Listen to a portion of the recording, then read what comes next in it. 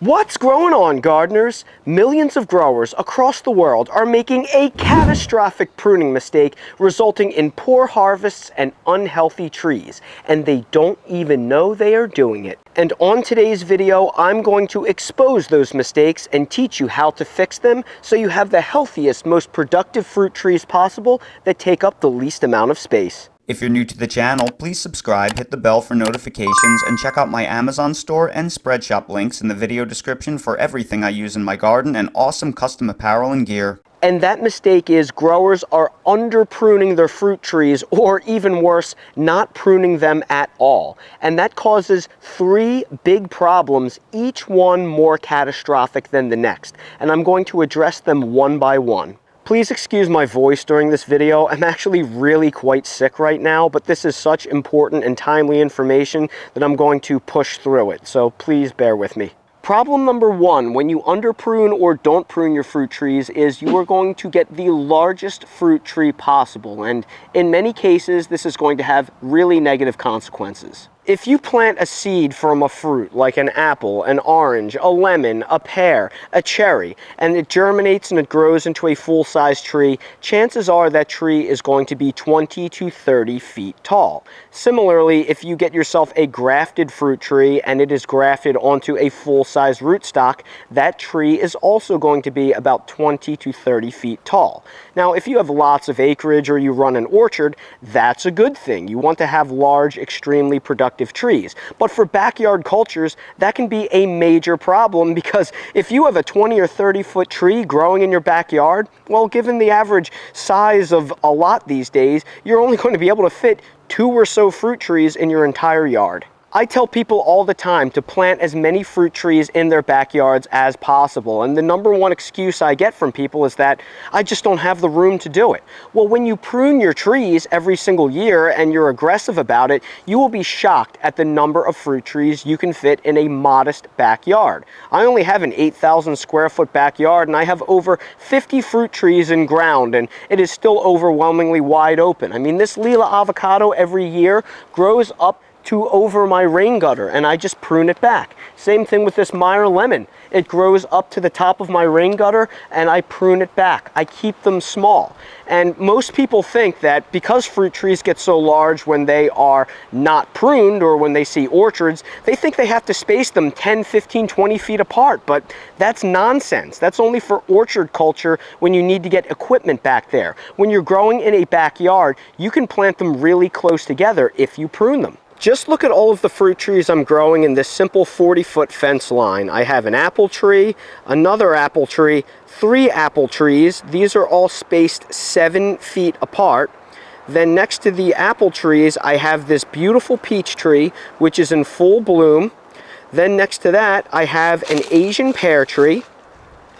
And then next to that, I have a persimmon tree. Next to them, I have 2 pawpaw trees that are spaced 6 feet apart, looking absolutely beautiful.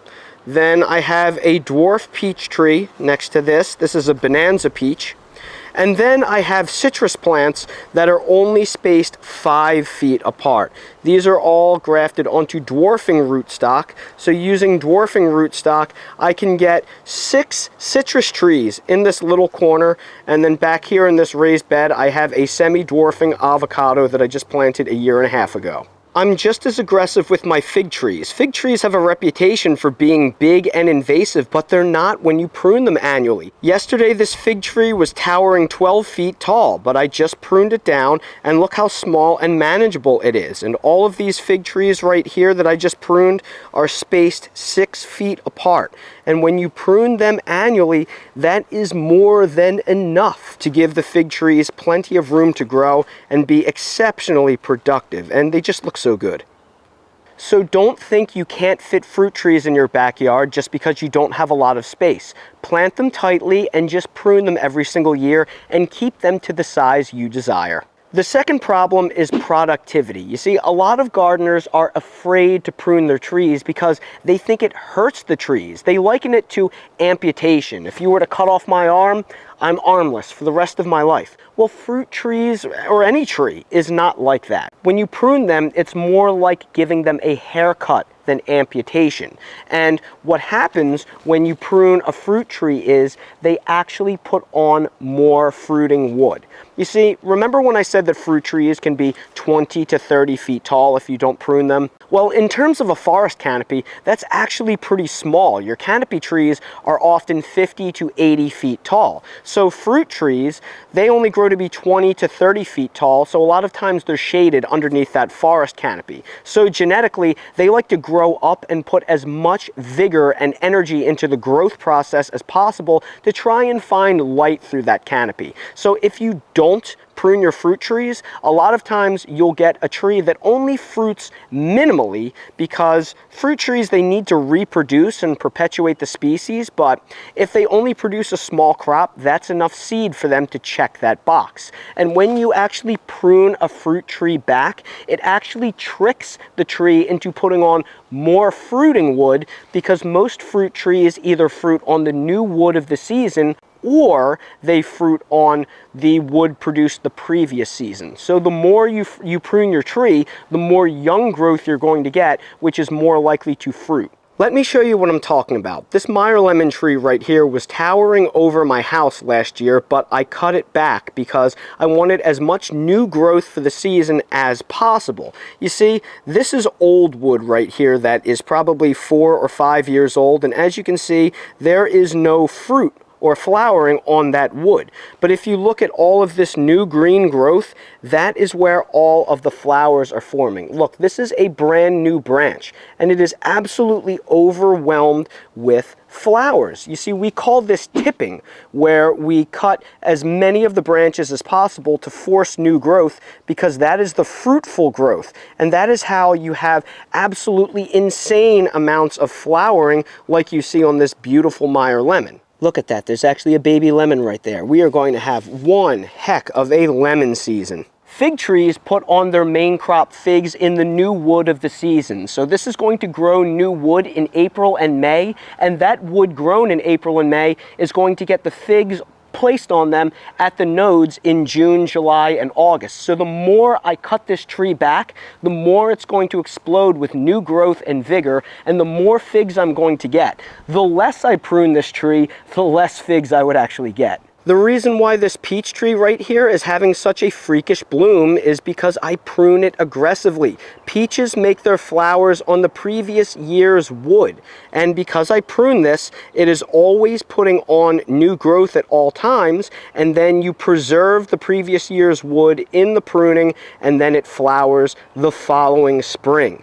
So you need to constantly prune and refresh your trees, and that is how you get ridiculously productive harvests. But the most insidious problem of all when you underprune or don't prune your trees is, over time, they accumulate a lot of dead and dying wood. And this could have catastrophic consequences that could actually kill your trees. Every single year, most of your trees are going to accumulate a little bit of dead or dying wood. And this is a natural process. You're going to have some residual cold damage from the winter. You may get some storm damage throughout the year. You may get your trees attacked by pests, or you may just have natural dieback. At all times, trees are aging just like humans, and every now and again you get a branch or two that is going to naturally die off or get cut off from the rest of the tree. And all of that wood needs to be removed, because dead and dying wood is a magnet for insect pests and diseases, and some of these things can kill our trees. At the very least, every single late winter, early spring, we should inspect all of our trees for dead and dying growth. Like, look at this fig tree right here. You'll see all of this healthy wood is budding out. However, there is dead and dying wood right here. And you see how it has a hole in it? That is a borehole from some kind of boring insect, possibly a beetle. And some of these boring beetles actually harvest fungi that can actually kill the tree. So it is very important that we remove all of this dead and dying wood, because it brings pests into your yard that can have catastrophic consequences to the tree, and it can also colonize diseases. You see, sick trees give off hormonal signals to insects that say, "Come here, I'm weak, attack me, my natural defenses can't fight back." So they actually bring in a larger insect population into your yard, and then they colonize these insects, which can sometimes spread to other trees, even healthier trees, because when the insect populations grow, there may not be enough food on the sick trees, so they'll find other trees and attack healthy trees. We don't want that. Also, trees that are weak and low in vigor are also more likely to be attacked by fungal or bacterial diseases. So it's very important that we constantly prune our trees to reinvigorate them and put on new, healthy, vibrant, fast-growing wood, because fast-growing living tissue is less likely to be bothered by pests and diseases. So for all of those reasons, it is extremely important that every late winter, early spring, right before our trees are starting to awaken from dormancy and break bud for the new year, we prune them. Now, if you want a detailed pruning tutorial, I'll link to a video both above and down in the video description that will give you a detailed how-to on how to prune your fruit trees. But if you want a quick crash course on what to do, listen up. The best time to prune our deciduous trees is going to be late winter, early spring. That's going to be probably the back half of February into the end of March to early April, depending on where you live. You want to do this before all of the buds break on your trees, ideally, because when trees are in a dormant state, it is very low stress for you to prune them, and you can be fairly aggressive in the pruning. Now, how much should you prune? Well, for most of your fruit trees and ornamental landscaping, you're going to want to remove anywhere from 1/4 to 1/3 of the overall volume of the tree. That's 25 to 33% of the tree. You can cut that back. And when you cut the trees back, you are primarily going to focus on removal of the dead, dying, and diseased wood. Always remove that.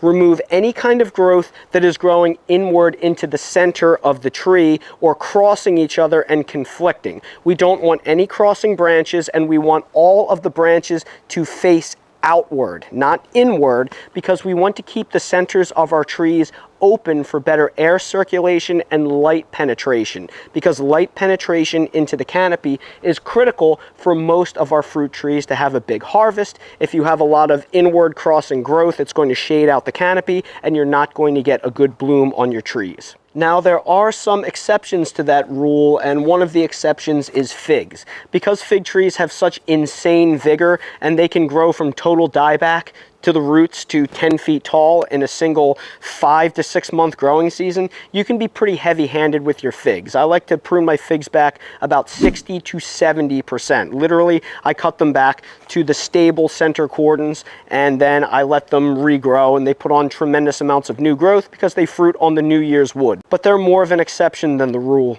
But always remember when pruning that pruning actually stimulates more vigor. So you don't have to be afraid to prune your trees. Don't worry about making a mistake. If you do, it will grow back. In fact, every now and again, you may have to reinvigorate your fruit trees. Like, look at this fig tree right here. This is going on 8 years old. And over the 8 years, this stump has accumulated cold damage. It has a little bit of pest impacts happening in that cold damage.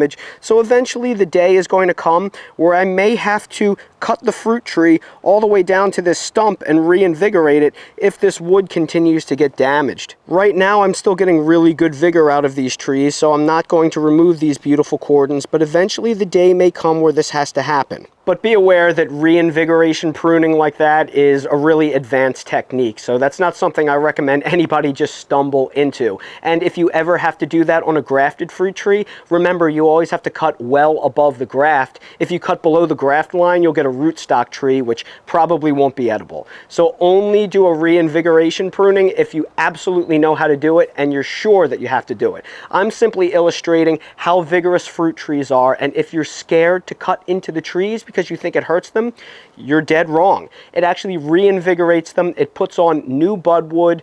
It makes them less susceptible to pests and diseases. It can stimulate more growth.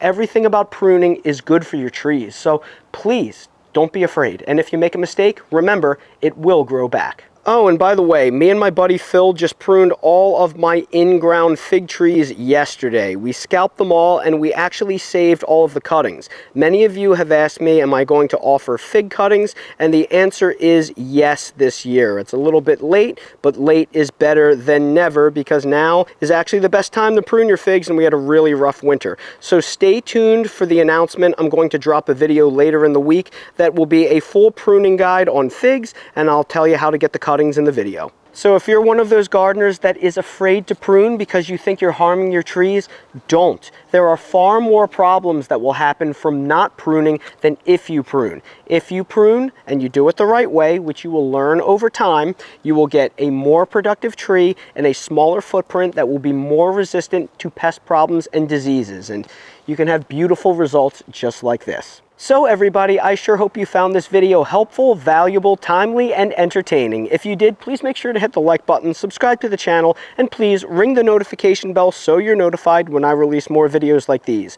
For all of my favorite items that I use for pruning, like my pruning shears, saws, and fertilizers, and things like that, I'll place direct links to them down in the video description. For everything else I use in my yard and garden in real life, that is linked in my Amazon storefront in the video description. While you're down there, check out my website, themillennialgardener.com, for custom home design merch if you want to support my channel. Thank you all so much for watching, and I hope to see all of you again on the next video. Okay, I have a lovely dinner I made of meatballs and potatoes cooked in tomato sauce with some mustard greens from the garden. That's right, you don't have to have meatballs with pasta. Of course, my plate is larger and has pickles.